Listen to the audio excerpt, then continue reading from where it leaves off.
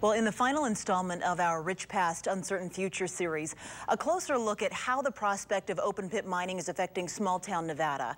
We spent some time in Silver City, which sits adjacent to the proposed mine site in Lyon County. And if you've never heard of it, that's all about to change. People on both sides of the mining debate are sounding off.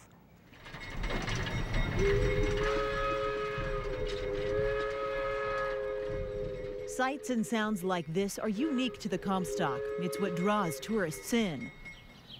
But it's the quiet that keeps most people here for the long haul. Not my backside. People like Sherry Rosevear. She owns the only store in Silver City, the Doodad's Emporium. Consider it the town hub. Most everyone who lives in this small Lyon County town stops by at some point. Roughly 120 people, a whole lot of dogs, and it's a town where we get together. For all sorts of reasons, meetings, potlucks, even disasters.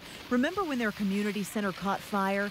Well, instead of just tearing it down, Sherry says everyone here came together to rebuild it. It's long been a close-knit town.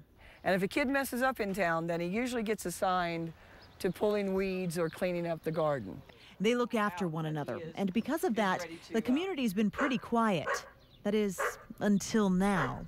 And you hear the diesel and the as it hits the rocks and stuff. Sherry says when Comstock Mining started its exploratory drilling in Lyon County, peace and quiet went out the window, along with her view. All I know is I could look straight across there and see mining happening.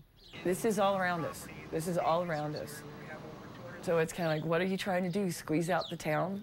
And she says most everyone who comes to her shop feels the same way. We're not anti-miner. We're not anti-mining. We are anti-open pit mining in the town limits. I mean, if we can see it, if it can affect us, it shouldn't be there. This is a town. Silver City is a town divided. While a majority of the residents here share the same concerns as Sherry, there are some people who see the benefits of mining here as well, and they're speaking up too. Because it's America.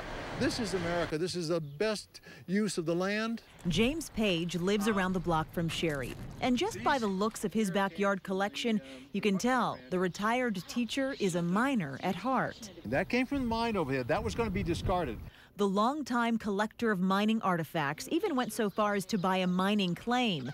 And he dug a couple shafts on his property, along with this tunnel. And mining has always been in my blood. I just always thoroughly enjoyed the history of it. That, in part, is why he moved here. James says mining was here first. And this newest project will not only provide more revenue for a cash-strapped county, it will also supply jobs. And as for the noise and rumbling that comes along with it, well, that doesn't bother him either. No, gosh, no, I welcome it. It's music to my ears to hear the people working on the hillside. It's taxes to this county, which is one of the most impoverished counties in Nevada. Everything about it is right.